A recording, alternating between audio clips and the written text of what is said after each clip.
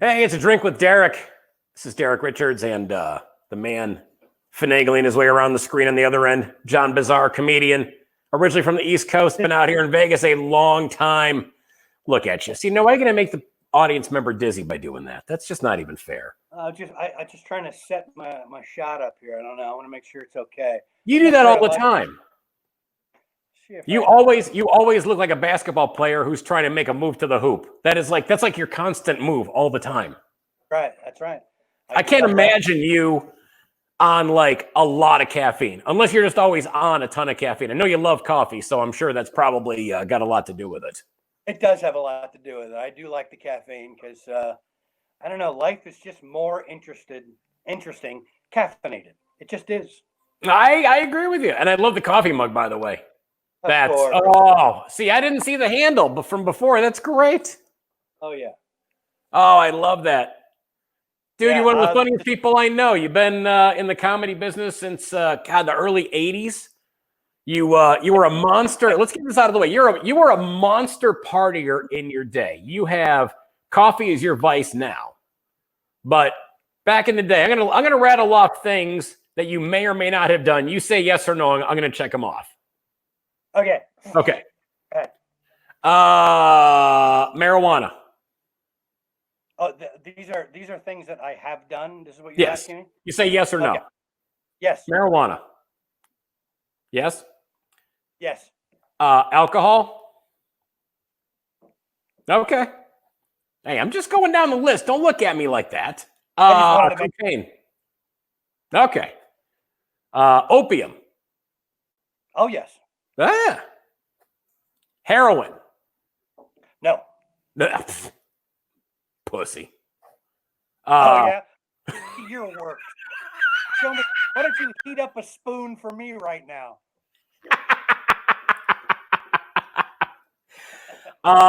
Crystal meth. I think so. There was a period. Yeah, there was a period in that kind of like crystal meth, and there was a couple of others that were in that area. I think yes is the answer. Okay. How about let's say how about other pills such as like Xanax or whatever? I don't know if you had an upper or downer fetish thing. No. Well, isn't Xanax like a mood thing? Isn't that like a? Isn't Xanax kind of a downer? I guess so. I've never been a big downer. I didn't know if you threw that in the pile with everything else when you were just having a good time. So. Nah, I don't. Nah, I was always kind of. I was mostly a weed smoker. I was most weed and hash. Right. Now, you've been around doing this business a long time. Had you continued in the path that you were on as far as your partying and your vices, do you think you'd still be alive today? No, I don't. I think that would have been it. And everybody would have been better off. I think it took me a while to get a handle on them. It took me a long time, but I was much better. Yeah, this month actually will be 13 years without a drink. Wow. I do still smoke, but I smoke the CBD these days. Right. And for those who don't know, you wouldn't know. If you'd see me smoking a joint, you'd think I'm just smoking a regular joint, but I'm not. It's CBD. It's cannabidiol, which is one of the cannabinoids in marijuana that doesn't get you high, but it has no psychoactive effects, but it does have all these different kind of little medicines or enhancers that really just help your body. You just feel really good. It's a really just healing properties more than anything else. Yeah, right, exactly, and it feels really good, and I like it. And I can still have a smoke, but I don't have to worry about the psychoactive effects. That's good for you. Now you're a comedian. You're here in Vegas. You've got one of the gigs over at one of the burlesque shows here in town. A lot of people don't know there's comedians on burlesque shows here in Las Vegas and a lot of places too. You're on X Country regularly over at Harrah's, which is a fantastic show, part of the X series of shows, X Rocks, X Burlesque, and X Country. You've been doing this on the burlesque shows for quite a while. Now, I'm going to what is something that you've probably heard from one of the dancers backstage? A, that guy in the front row is an asshole. B, holy shit, my dad's in the crowd. Or C, I just don't feel fresh today. The first two I've definitely heard. The third one, it's usually I'm the one that's not fresh. You're the one that's not too fresh? Okay. Yeah, I'm not always fresh.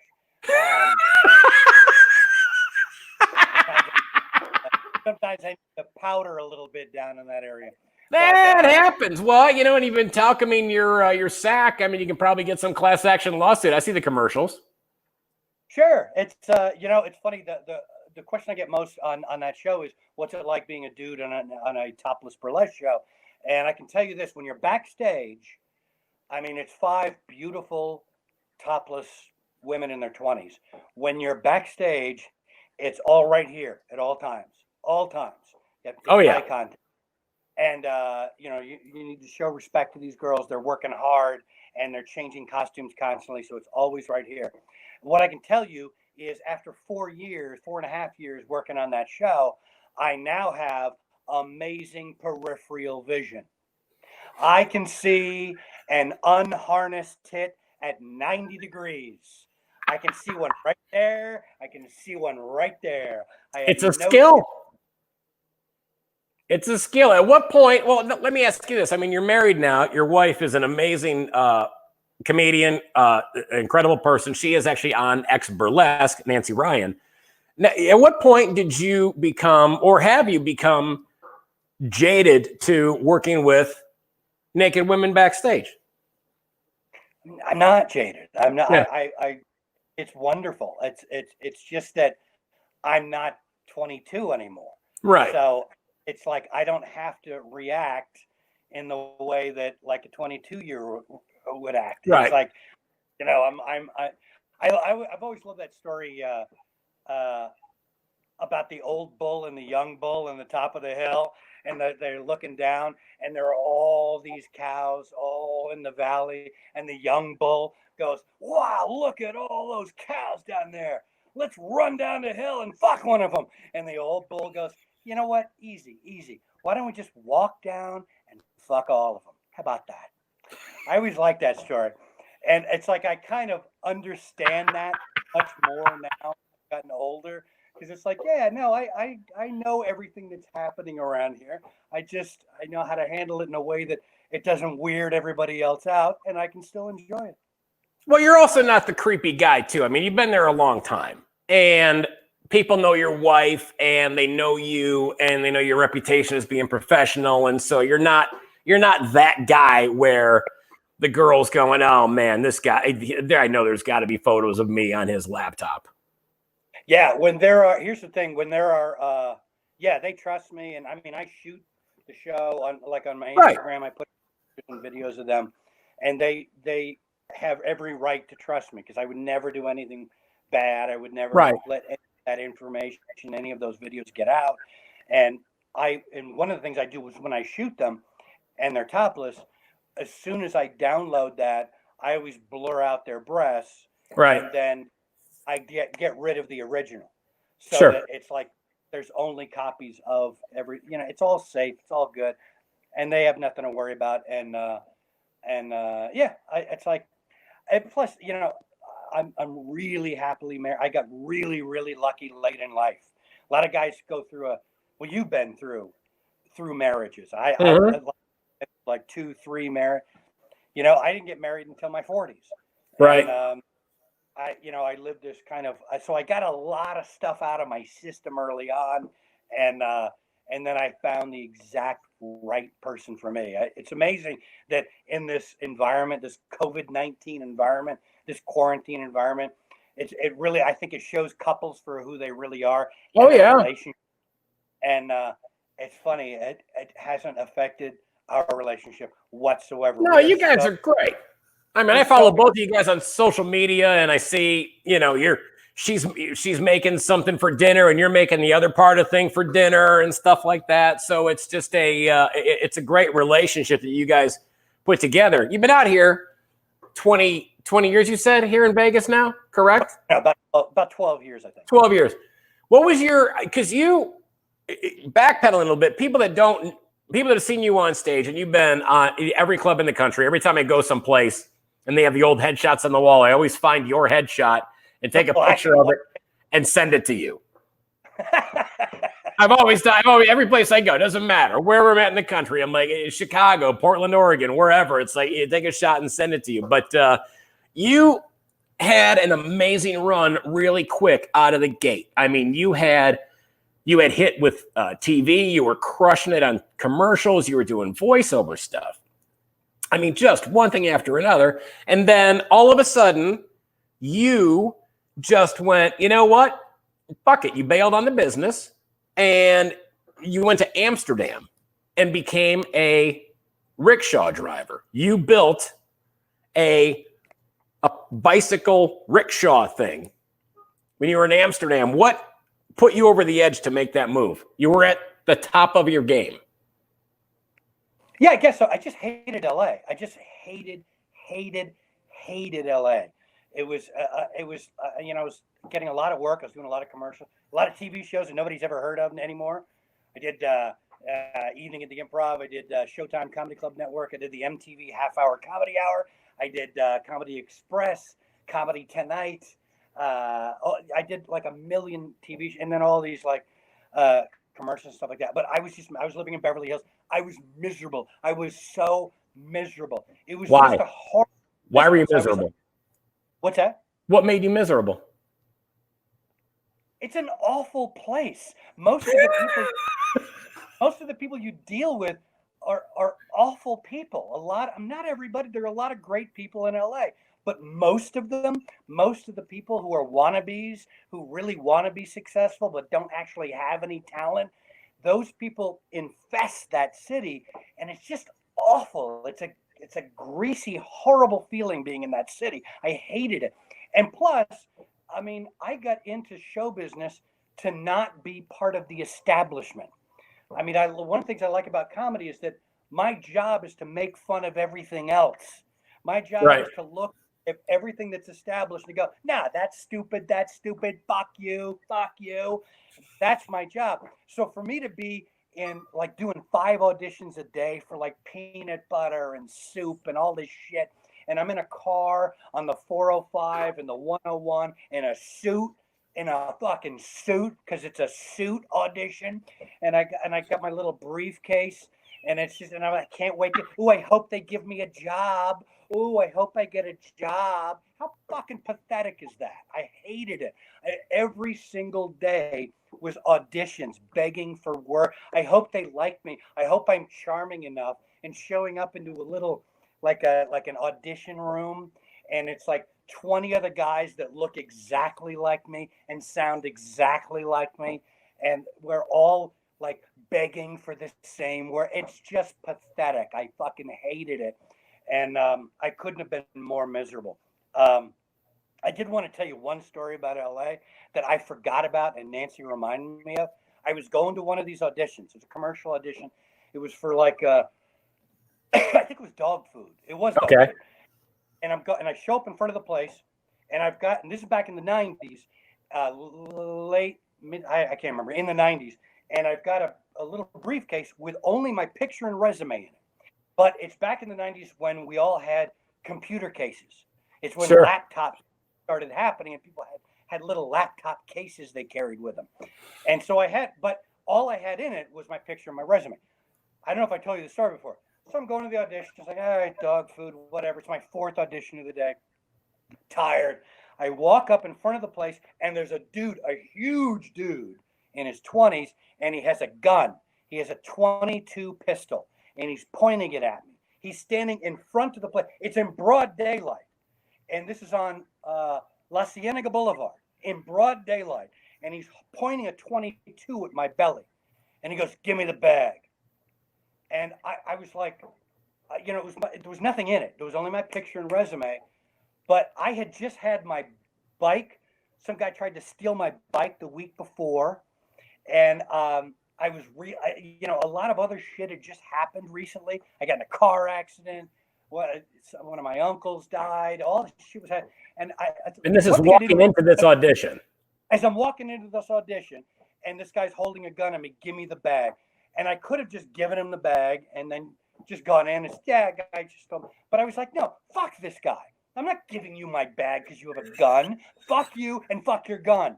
So I just backed away. I swear to God, I backed away going, don't shoot me, man. Don't shoot me, dude. Dude, don't shoot me. Don't shoot me, man. And I turned around and I ran. And I just ran straight up La Cienega. And I remember turning around and the guy was still standing in front of the place with the gun in his hand, shocked that I didn't give him the bag. I must have been the first guy that ever said no to him. Everybody else he's ever robbed must have gone, oh, I don't want to die. Here's my bag. Here's the bag. So I forgot. And then this is the weirdest. This is another reason I hate LA. So that happens. I never had that happen in any other city. That happens. And then I so you leave that audition. So obviously you're not going into the audition at this point, unless you're going to go in through like an air duct or something. Well, no, I turned. What I did was I went around the corner and I waited for a little while, and I kept peeking around the corner, right? And I saw a car come up, and he got in the back. So they must be running around robbing people, right? And they drop the guy off, and then he gets back in the car, and drives up. So I saw the car drive off. So I was like, well, all right. So I guess I'll go to my audition. So I walked back. I go in the place. They all saw it. So when I got there to the door, they're all the other actors and some of the audition people are standing there going like, holy shit. Yeah, you know, and they're like, okay, well, I think you don't have to do the audition if you don't. I go, yeah, let's do it. Let's do it, man. So I went Please in there. tell me you got it. Yeah, no, I didn't get it.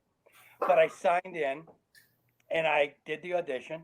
And, but this is the thing. It was a dog food audition. So it's like, I'm in, I get in there and they're like, okay, John, we need you to get on your knees. And he's got a hula hoop, and you're going to jump through like you're a dog. So I'm like, okay. So I'm on my hand. I'm in a suit. I'm on my hands and knees. And he's like, come on, jump through the hoop. And I'm like, roof, roof. And he goes, no, bark more like a dog. Like a big dog. Like roof, roof. Yeah, that's it, John. Yeah, bark like a big roof. Now jump through the hoop. And I'm jumping through the hoop. I had just been held up at gunpoint. It's 5 minutes later, and I'm on my hands and knees jumping through a hoop for these whores. No, fuck that. I'm out of this town. I hated that town. I hated everything about that town. And whenever I go back, it's to visit a friend of mine, and I will go into his house and then back into my car and drive back. I hate that town. Was that the thing that put you over the top to make you move to Amsterdam? No, it was one of the things. It was one of them. But the thing about Amsterdam was this. How can I put this in a few sentences? I read a book called The Razor's Edge by Somerset Maugham. Mm-hmm. I loved Larry Darrell, and I loved what he did at the end of the book. At the end of the book, he travels all over the world. He's like he can have all the money he wants. He has this money, stockbroker money. He has all the money he wants, but he doesn't want to be a stockbroker. He wants to go find out about God and life, and he wants to go live a life. So he goes to India. He does all these different things. At the end of the book, he's talking to the author, and he comes back, and he's in New York City, and he's telling him, he goes, I just want to write books, and I'll buy a cab, but I want to own my own cab, and then I'll just give people rides, and I'll make money, and then I'll write books, and it'll be fun. And that's all he wants to do at the end of the book. And I just love that idea. So I always wanted to be Larry Darrell. And I love the idea of rickshaws because they're environmentally friendly. Sure. And a bicycle, you can fix it really easily, and it's always there. And you just ride around. It's good for you. It's good exercise. It's good for it's great. So I wanted to go to, and I loved Amsterdam, and I wanted to go to Amsterdam and build a rickshaw and just give people rides and sit around smoking hash, reading books, and. That sounded like looking at Vermeers down at the museum. How bad of a life is that? Sounded good to me. How long were you there? 2 years. Okay. And your agent actually flew out there to come and see why you lost your mind, didn't he? Like, didn't your agent at the time fly out to Amsterdam and try to get you to come back? Because at the end of the day, I mean, LA people are, especially agents, are complete dirty scumbags, and they could care less about your personal well-being. They were just looking at their bank account and not seeing your percentage hitting their balance sheet. Like, hey, John was making us a lot of money. We got to get We got to get him back. Do you think that your agent going out there, and I'm not going to say who it is, but do you think them going out there was legitimate concern for you or just concern for themselves? I don't think it was. I don't even know that it was concern for either one of us. I don't, and it wasn't my like commercial television agent. It was my personal appearance agent, who Okay. was also like a traveler and a partier and a Right. he kind of understood the deal. I think it was more like a couple of people had come to visit me, and it was more like, what is he doing there? What is actually happening there? So I think it was more of a gossip than anything else. What in God's name is going on? So yeah, I hung out with him for a couple of days. I had some other friends that came out. I hung out with them, and so yeah, it was kind of like that. But I loved it. It was almost like this era now that we're in these few months, where I don't know if you had this experience where after this quarantine, after like a couple of weeks, like clocks don't matter anymore. We have this Right. huge clock in the kitchen. And I remember about a month into this quarantine, walking in to the kitchen and thinking, gee, I wonder what time it is. And before I got to the clock, I remember thinking, it could be 6 p.m., it could be midnight, it could Doesn't be matter. 4 in the morning, Yeah. it could be 2 in the afternoon. I have no idea what time it is. And that was the kind of the essence of what was happening with me in Amsterdam after I had built a rickshaw and figured shit out. I was living there illegally. I didn't get a work permit. I was staying at. I moved in with a Nigerian woman that rented me a room. She was a cook. She drove me out of my mind. She was a fucking lunatic, but she was really nice, and she did teach me how to cook. One of the things. This was a good tip for people who like to cook, because we don't have enough of those right fucking now, do we? One of the things that she did was she used a coffee grinder, and she would go out and buy every different type of nut, walnuts, peanuts, cashews, every nut you can think of, Right. and she would grind them into powder, and she would keep those powders in all these little Tupperwares in her closet in a special area, and she would flavor her food with those powders. So no matter what she was making, she would use these different nut powders, and she would make these. She was like I said, Nigerian, and she would make Nigerian dishes and dishes from like Malta and some Right. other North African dishes, and they would taste like nothing you've ever had before, and it was because of those powders. It was really interesting. Wow. But she was out of mind, and all we did was argue. I couldn't wait to be out of that house every morning. We just argued about everything, every single thing. She loved to argue, even if she knew she was wrong. She would keep Right. arguing because it was fun for her. That was her hobby. Good motivation Yeah. for you, though, to get out of the house and go do something and be either productive or stoned or whatever you wanted to do that day. You were like, you know what? Whatever I'm going to do, I'm not doing it here. Bye-bye. That's right. And one of the things I figured out in Amsterdam was that, again, I'm a rickshaw driver. It's a bicycle rickshaw. I was the only one at the time. By the time I left, there were two other dudes that kind of picked up on what I was doing, and Right. now it's like a thing now. Sure. But then, the only guy. These were the OJ years. These were 94 and 95. I'm the OJ years. Yeah. Every other American remembers the OJ years. Of anybody of that age remembers that. I don't, because I wasn't here. Thank God. I was having a great little life somewhere else. And I figured out early on that the trams stopped at midnight, but everybody still drank until like 4 or 5 in the morning at all these bars in Amsterdam. And people would come in from other parts of Holland and Germany and Belgium and Luxembourg and France, and then they would go back to the train station when they're done drinking. Well, there was no place, the cabs weren't really out. Right. And the trams. So I would start riding around all of these bars at like midnight, 1 in the morning, 2 in the morning, and just picking people up. And I made decent money just doing that all night. My favorite thing, this I really loved, because I was a stoner. I loved, that's what's weird about here. Now, I mean, weed is legal here. There's like 40 weed shops in Las Vegas now, Right. but none sell actual hash, like real Moroccan hash, where you take the keef from the bottom of your grinder and you put it in your hand and you press it until it's a block of hash and you smoke that. How is that not available? They have all these other extracts where they use machines and they use liquids and it drips through shit and you take one hit and you're high for a month. But nobody has any of that, just pure hash. Why don't And you that was do one of it? the things. Why don't you be the What's Rosa that? Parks of that here in Las Vegas?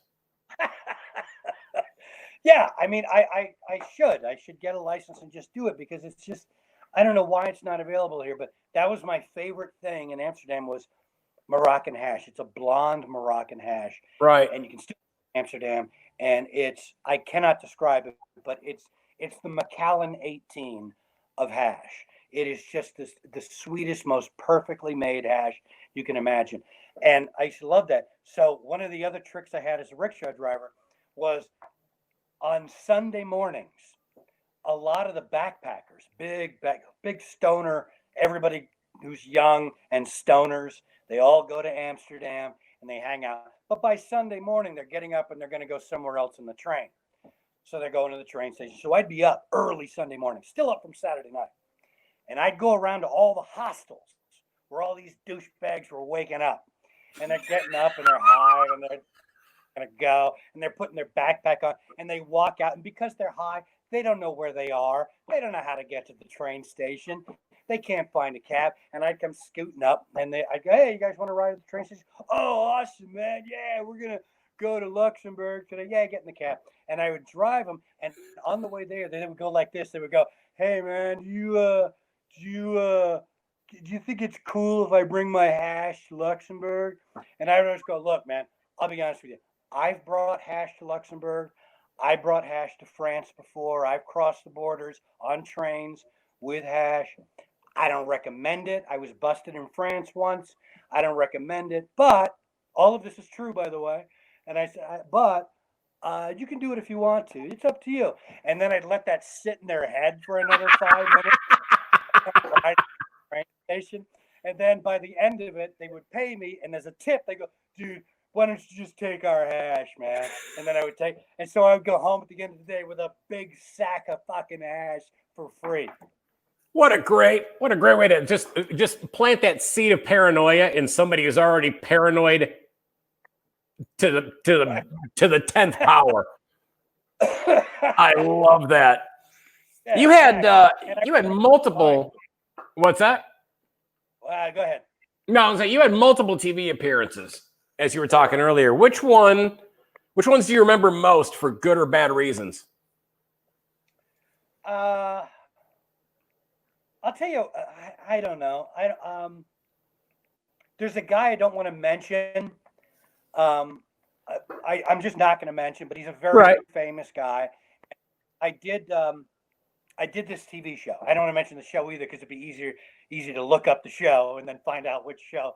So, but it was a very famous guy, and I really looked up to this guy.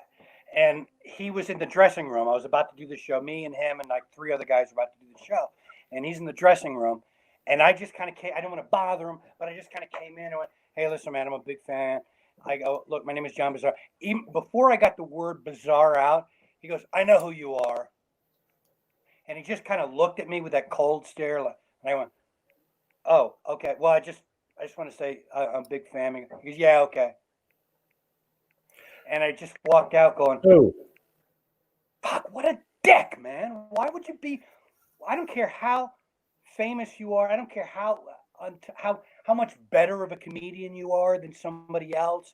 You don't treat people like that. The fuck is the matter with you, man? I hate. Now, was he the, I'm not gonna push it. Was he the host of the show or was he just on as a guest? He was a guest. Okay. Oh, that's a douche move. Such a dick move. It was it's so funny. You meet guys, all these different types of people. Like you and I both know Brad Garrett really well. Talk about one of the coolest, nicest, most considerate, funny, engaging people you'll ever meet in your life. Mm-hmm. He's one of the pure, human, friendly guys you'll ever meet in your life. I love that guy. And this is a guy who is very famous. He knows tons of famous people that you and I will never meet. And yet when you meet him, he's looking at you and treating you like the most important person in his world at that moment. Right. And it's like you learn from guys like that. That's the way you should treat people. So Yeah. when I met that guy, that really I wanted to put my thumbs in his fucking throat. But I've let it go. Hell, I've let it go. I'll tell you one other story. Like years later, I did a show called the Drew Carey Show. Yeah. And I did. I just did the voice. It was the episode. You can look this up. It's the episode where Drew Carey gets a police radio. And what they did was, I'm not actually physically on the show. You don't see me on the show, but I'm doing all of the voices on the police radio that Drew Carey's listening to. Okay. So they brought me in, and it was just for like an hour. They bring me in, and it wasn't like other voiceover stuff where you go into a studio and you do all this voiceover. They brought me into the set while they were shooting the show. So there's the studio audience, and I'm in the living room with Drew Carey and Sam Simon. And for those of your audience who don't know who Sam Simon is, believe me, you have seen tons of his work. He is one of the most prolific directors. He did years of The Simpsons, Drew Carey Show, tons. I mean, Sam Simon is one of the great television directors. Sure. And I'm sitting on the couch in the Drew Carey Show, and Drew Carey's here. He's standing in front of me, and Sam Simon is here. Now these guys. This was about when Drew Carey, I think he had just sold the rights to to syndication. So he had just become $250 million. Mm-hmm. He made something like, he was now worth something like $250 million at least. Sam Simon, I'm sure he's in the $100 million club somewhere. So these are guys that have at least $100 million. Two guys sitting in front of me. I have nothing. I have $8 in my pocket on the couch on this TV show.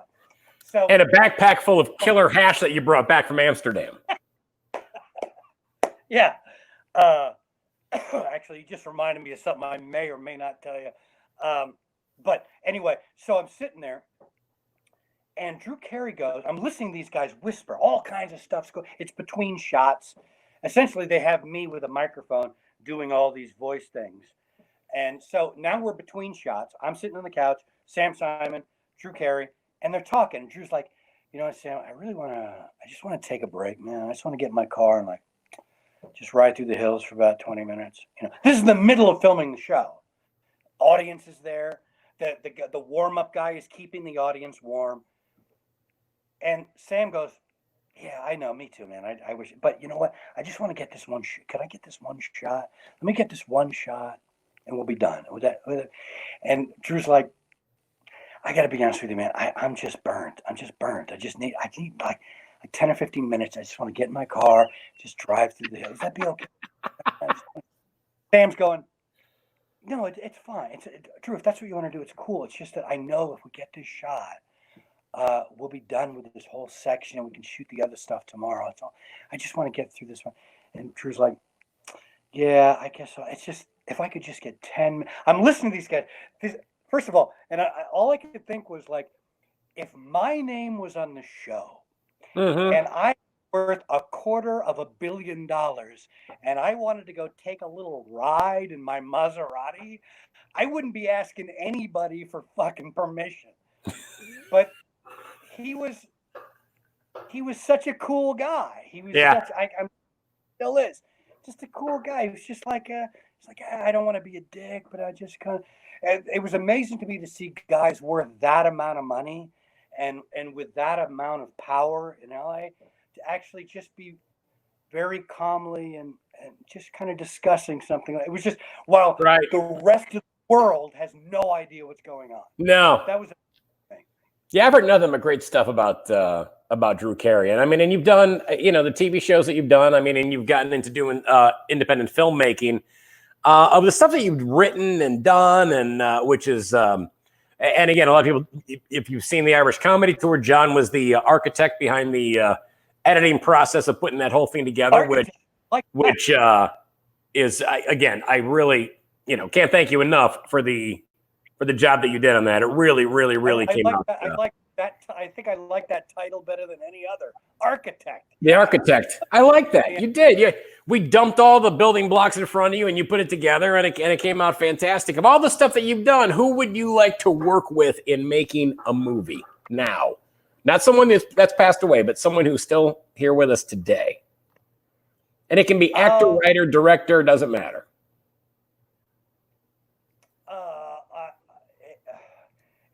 Right off the top of my head, Denzel Washington, Michael Shannon.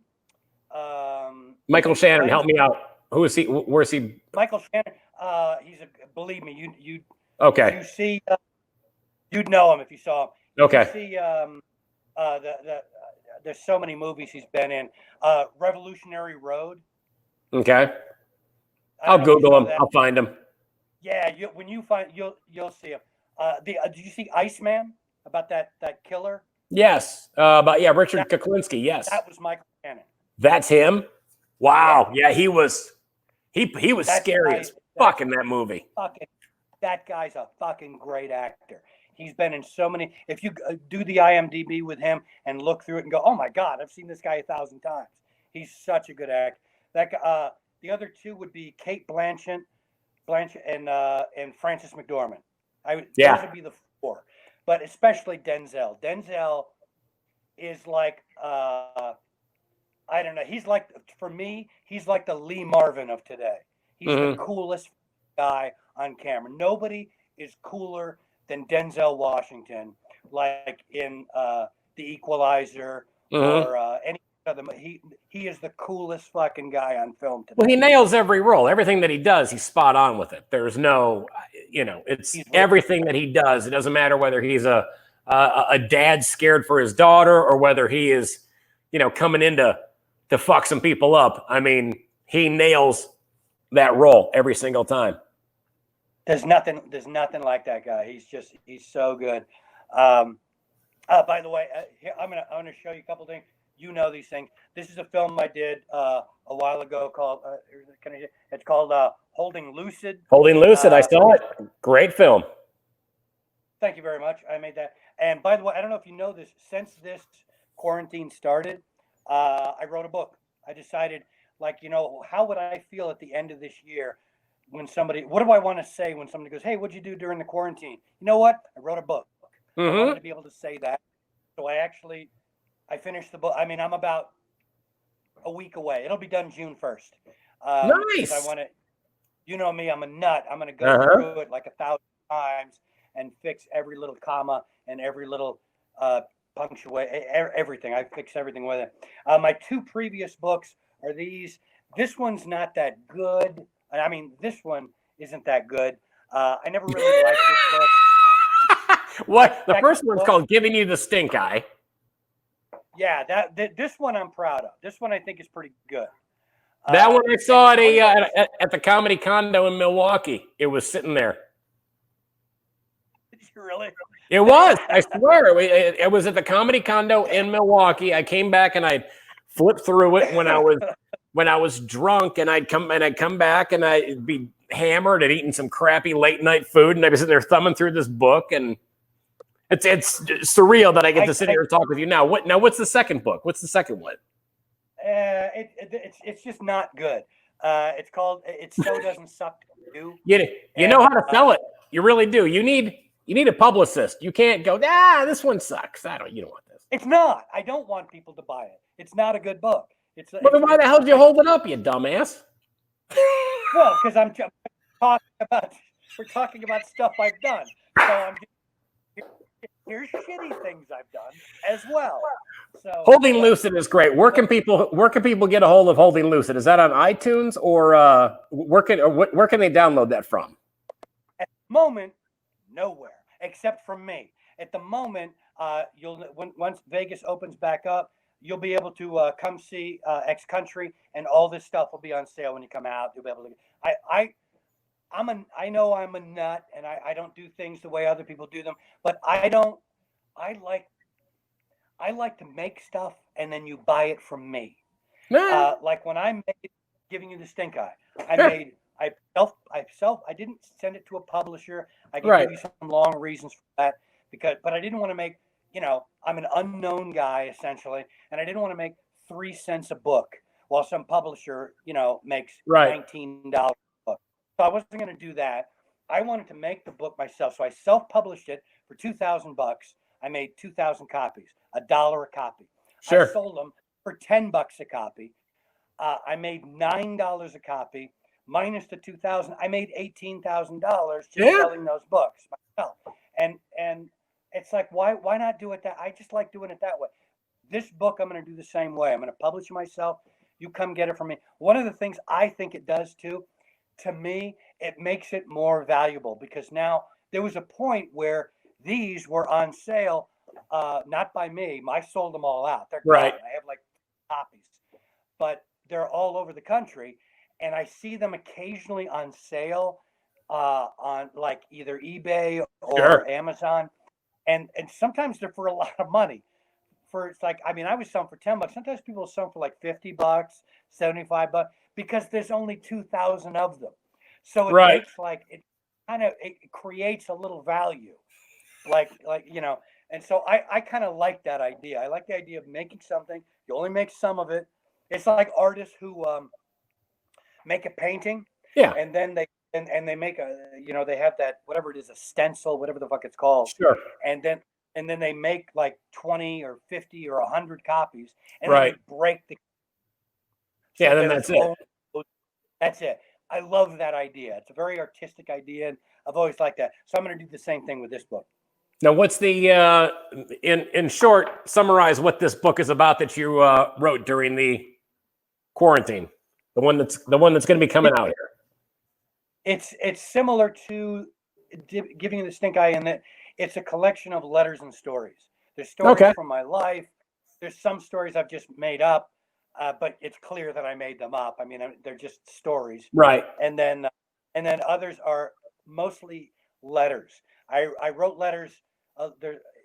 The anchor to the book is every chapter starts with a letter that I wrote in quarantine to my dead friend John Weiss. He's been dead for about 5 years now, and I wish he was here because there's so many times I wish I could just talk to him and just because he would always give me, no matter what I would tell him, he would give me a perspective I never thought of, that never fucking occurred to me. He Hmm. always had this other point of view where I could talk to him about, like, I would love to talk to him about this, about the president, the quarantine, COVID-19, all these things. And he would say something that nobody else is saying, nobody on social media, nobody in the news. He would have this perspective that would make me go, oh, yeah, what? Fuck, yeah, you're right. Yeah, wow. I missed him so much. So That's there are cool that you had letters. somebody like that in your life. That's cool. Yeah, and so these are letters to my dead friend talking about stuff, and then also letters to other people too. And by the way, I still write physical letters. I pull out my yellow legal pad and I And a write a big quill letter. pen with a feather on it, What and a what's big that? quill pen with a feather hanging off of it, and an inkwell. Oh yeah, so, and it tickles my nose as I'm And writing it. you put on your colonial outfit and your powdered wig. Yeah, I put Dear on my General, tricorn. my That's what my, my I need a troops are fucking. starving out here. What's the working title on this new book? What's funny about that, about what you said right there, I do end a lot of my letters the same way that Samuel Johnson, who people who don't know, wrote the first dictionary. I still sign my letters the same way he signed them, which is uh, your most humble and obedient servant, John Bazaar. So I still sign my letters like a guy from the 1700s. Is that should be the name of your book? Do you have a working title for it? I have a couple that I can't decide on yet. I think what's going to happen is that's a good idea though. I think what's going to happen is when I do a final read through of the whole thing, I'm going to pick out one phrase that I like the most that I wrote, Right. and then use that whatever the fuck it is. Yeah. But that's actually a good idea. That's a good idea to write. I think that's a good. I think it'd be a good title. You're humble and obedient servant. Is that what it was? Your most humble and obedient servant. Yeah. I think that would work. But now that we've said that the internet, someone's gonna fucking steal it. Now we just copyrighted it. Suck it. It's too late. It's already out there. You got it, dude. You are hands down one of the funniest, most interesting people to hang out and talk with, and I am honored to call you a friend and colleague, and I'm so happy that everything is kicking ass for you out here in Las Vegas. Make sure you see John Bizarre at X Country at Harrah's, and also at Brad Garrett's Comedy Club at the MGM. John Bizarre, and grab his book, Giving You the Stink Eye. The other book, not so much, but the new one is going to be amazing. Yeah. Your Humble and Obedient Servant. Maybe the working title, it may not be. Holding Lucid, grab a copy of that too. Nice. It's good talking to you, man. If I could just say one more thing, it would be absolutely. Everybody who has an internet connection, everyone who has a social media page, any kind of social media page, I would just like to say to you, please, no more cooking videos. We're done. We're full up. Oh, we're full up. That's it. Everybody, we know. You know what? Hey, I want to make some donuts. I'm going to show you how. You know what? I have the same access to the recipe. Hey, I can go look them up too. And here's the thing: if you're going to put up a recipe, make it an obscure one, like your grandmother's recipe from the 1920s or something. Put that recipe up, and when you do put it up, don't start it with a story. Nobody wants to read your story. I hate that. I love to cook, and I hate when I hate pulling up. You know, like back in and then my mama used to bring me these little cookies. Nobody gives a fuck. Nobody gives a fuck. They don't. Thank you. I thought I was the only one that pissed off. What's that? I thought I was the only person that would get pissed off at that, because I look up recipes online because I love to cook, and there's like 3 paragraphs of some bullshit tale, about, my grandmother when she was doing needlepoint in the 1600s, and shut the fuck up. Just tell me how much crap butter in the soup. Butter. Yes. I just want butter. Want butter. Yeah. 3/4 cup of butter. Thank you. All right. Done. Yeah. Everybody wants to talk. Everybody wants to just go off and off on that. Yeah. No one gives a shit about your long drawn out pre-recipe stories, Brenda. Yeah, you know what? If you got a great, put them in a book like this. Put them in a book like this that nobody will ever read. Yeah, that's a great story.